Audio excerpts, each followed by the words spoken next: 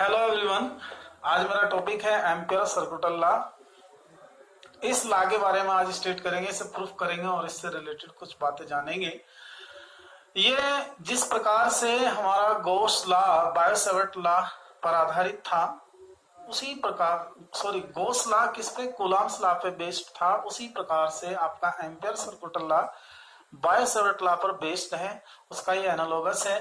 तो आज हम इसको स्टेट करते हैं। पहले ये क्या बताएगा, it gives the relationship between the line integral of vector be with total current which produces the field, this field.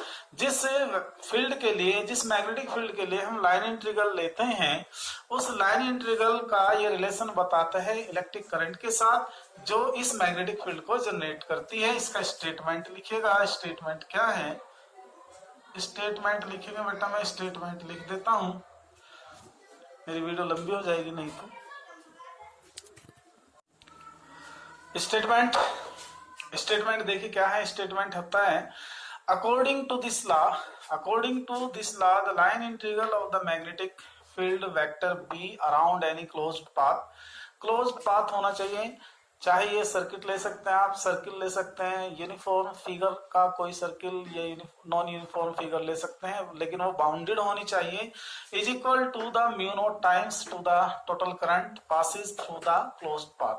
और कहने का मीनिंग ये हुआ, ये कहता है कि किसी भी क्लोज्ड पाथ के लिए line integral of vector B is mu not times to the total current that passes through the close loop बोल सकते हैं, क्लोज पाथ बोल सकते हैं, क्लोज सर्किट बोल सकते हैं। इनमें से कोई सी भी आप टर्म का यूज कर सकते हैं। तो इसका स्टेटमेंट क्या है कि किसी भी क्लोज पाथ के लिए मैग्नेटिक फील्ड वेक्टर बी का लाइन इंटीग्रल उस पाथ से फ्लो होने वाली टोटल करंट का म्यू नॉट टाइम्स होता है।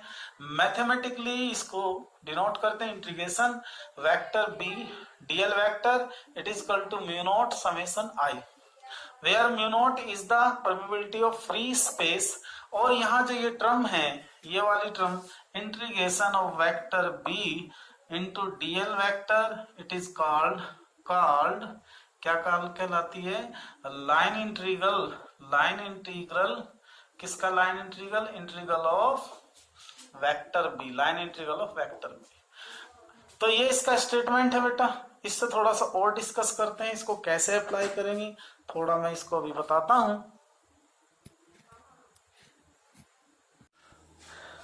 यहाँ देखिए आपके पास हमने एक एग्जांपल लिया, एक क्लोज पाथ लेते हैं, इसमें से 4 करंट को फ्लो कराते हैं डिफरेंट क्वांटिटी की, I1, I2, I3 and I4 both are in same direction. तो इन दैट केस अगर हमें इस क्लोज पाथ के लिए एम्पियर सर्किटल लॉ लगाना हो तो इसको कैसे लगाएंगे, integration vector B DL vector it is equal to mu not summation I mu not into I1 plus I2 plus I3 plus I4, ऐसा हो जाएगा। अब जस्ट सपोज करो, ऐसे भी ले सकते हैं। अगर मान लीजिए आपके पास ये 3 करंट हैं, एक ऐसे जा रही है, ये है I1, ये I2, ये होगी I3। तो इस सिचुएशन में line integral of vector B DL vector क्या होगा आपका, वो होगा mu not I1 plus I2 and minus I3। इस सिचुएशन में ये लगेगा ऐसे, ठीक है। और एक और सिचुएशन समझ सकते हैं हम, ये ले लेते हैं, एक ये लूप ले लेते हैं, क्लोज लूप, इसमें करंट I इतनी I1 ऊपर को फ्लो करा दी और I1 नीचे को फ्लो करा दी। और इस सिचुएशन में अगर हम इंटीग्रेशन देखना vector B DL vector it is equal to क्या होगा, म्यू नॉट I माइनस का I इज इक्वल टू क्या होगा, 0। इस सिचुएशन में हमारा मैग्नेटिक फील्ड क्या होगा बेटा, 0 होगा। तो हर सिचुएशन के लिए आप समझिएगा कि हमें एम्पियर सर्किटल लॉ अगर किसी क्लोज पाथ के लिए लगाना है तो it should be sum of the mu not times of the sum of the total current. उस पाथ से कितनी करंट पास हो रही है उसका समेशन म्यू नॉट टाइम्स के इक्वल होगा। ये हम बताते हैं किसको, line integral of vector B DL vector. अब मैं इसका प्रूफ कराता हूं बेटा, प्रूफ नाउ प्रूफ देखिए, इसका प्रूफ कराता हूं। प्रूफ के लिए हमने क्या करना है कि एक infinitely long state current conductor ले लेते हैं जिसमें करंट पासिस हो रही है I एम्पियर की। और इसको क्या करना है, इसके लिए हमें क्या प्रूफ करना है, एम्पियर सर्कुलर लॉ प्रूफ कर लेते हैं। तो जस्ट सपोज करो कि in a state conductor the amount of current passes from this side to this side, और ये वर्टिकली ऊपर की तरफ फ्लो हो रही है।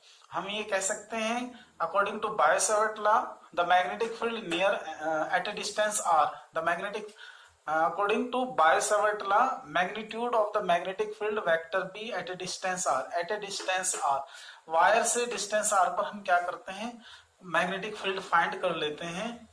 वो कितना आएगा, B it is equal to mu not upon 2 pi I over R. This equation first. अब ये हम क्या लेते हैं कि एम्पीरियन लूप लेते हैं। वहां पे जैसे हमने गॉसियन सरफेस, गॉस थ्योरम में क्या कंसीडर करते थे, गॉसियन सरफेस, यहाँ क्या लिया जाएगा, एम्पीरियन लूप लिया जाएगा। बिकॉज मैग्नेटिक फील्ड, यहां बताना पड़ेगा, because magnetic field vector B at each point of the circumference work along the tangential of this circle. तो इस सिचुएशन में हम ये कह सकते हैं, अगर इसको हम करंट एलिमेंट कहीं पर भी कंसीडर करेंगे तो करंट एलिमेंट और वेक्टर भी दोनों एक ही डायरेक्शन में होंगे, दोनों एक ही डायरेक्शन में होंगे। तो इसे बताएंगे since vector B parallel to DL vector at each point of the circumference of the circumference बोल सकते हैं या एम्पीरियन लूप बोल सकते हैं, सरकमफ्रेंस ऑफ द सर्कल, या सर्कल भी बोला जा सकता है सीधा। तो देन अब हम अगर यहां लेके चले, देन वी हैव, क्या लेके चले कि line integral vector B must be equal to B DL. तो क्या आएगा, integration B DL of cos 0, क्योंकि ये पैरेलल हैं तो इससे हमारी टर्म क्या बनेगी, इंटीग्रेशन बी डीएल बनेगी। नोट कर लें आप, इसको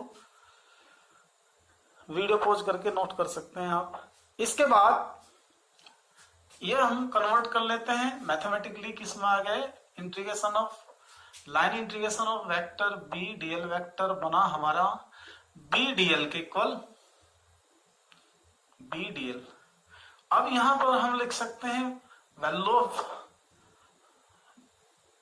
ऐसे b को बाहर निकालना, b कांस्टेंट है, integration of dl, how that dl is the total length of the close path. Close path कितना, r रेडियस का सर्किल है, तो हम बता सकते हैं since total integration of dl it is equal to क्या होगा, it is the total length of the circumference of the circle. तो यह क्या आएगी, 2 पाई r। तो it means b into 2 pi r आया कहां से, वेक्टर बी डीएल वेक्टर। अब देखो बेटा, b की वैल्यू हम ऑलरेडी फाइंड कर चुके हैं, कौन सी इक्वेशन में, इक्वेशन 1, ये लिखी हुई है यहाँ पे। तो हम इसमें किसका इक्वेशन का यूज करेंगे, यूज इक्वेशन 1 इक्वेशन का यूज करिएगा।